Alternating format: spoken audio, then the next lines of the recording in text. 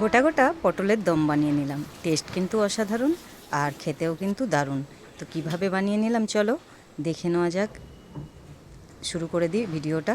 তো এখানে দেখো আমি গোটা গোটা পটল ছাড়িয়ে একটু করে চেলা করে নিয়েছিলাম। আর এখানে পেঁয়াজ নিয়েছি, আদা রসুনের পেস্ট নিয়েছি, কাঁচা লঙ্কা টমেটোর পেস্ট নিয়েছি, আর সর্ষের তেল দিয়ে দিয়েছি একটু বেশি পরিমাণে, যাতে পটলটা ভেজে আবার এর মধ্যে তরকারিটা বসাতে পারি। তো পটলগুলো দিয়ে আমি লবণ আর হলুদ দিয়ে ভেজে নেব ভালো করে।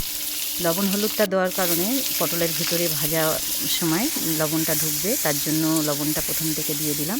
দিয়ে ভাজতে শুরু করে দিলাম। দেখো লাল লাল করে একটু ভেজে নেব। তো এইভাবে একদম লাল করে ভেজে নিলাম। নিয়ে এগুলোকে তুলে নেব একটা অন্য পাত্রে। আর যে তেল ছিল এই তেলের মধ্যে দিয়ে দিলাম কালো জিরে, আর দিয়ে দিলাম একটা বড় সাইজের পেঁয়াজ। পেঁয়াজটা দিয়ে ভালো করে লাল লাল করে ভেজে নেব। ভাজা ভাজা ভাব এসে গেছে। এখন আমি দিয়ে দিলাম 1 চামচ মতন আদা আর রসুনের পেস্ট, একসাথে পেস্ট করেছিলাম সেটা দিয়ে দিলাম। দিয়ে দিলাম লবণ স্বাদ অনুযায়ী, হলুদের গুঁড়ো 1/2 চামচ, জিরে আর ধনে চন্দুনি সব রকম একটু মশলা ছিল সেটা আমি 1 চামচ দিয়ে দিলাম। দিয়ে ভালো করে কষে নিলাম। নিয়ে লাস্ট ফিনিশিংয়ে দিচ্ছি টমেটো আর কাঁচা লঙ্কার পেস্ট। এটা দিয়ে যতক্ষণ না তেলটা ছাড়ে সেইভাবে আমি কষতে থাকবো।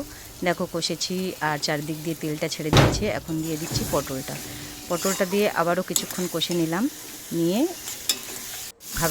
জল দিয়ে দেবো পরিমাণ অনুযায়ী। কষাটা দেখো আমার হয়ে গেছে। এখন এর মধ্যে জল দেওয়ার পালা। আমি পরিমাণ অনুযায়ী জলটা দিলাম, যতটা গ্রেভি রাখবো সেইভাবে। তো এইভাবেই বানিয়ে নিলাম পটলের দম। কারা কারা পটল খেতে ভালোবাসে অবশ্যই কমেন্ট বক্সে জানাবে। আমার এই পটলের দম কিন্তু ভালো লাগে। আবার নেক্সট ভিডিও নিয়ে চলে আসবো। সবাইকে টাটা।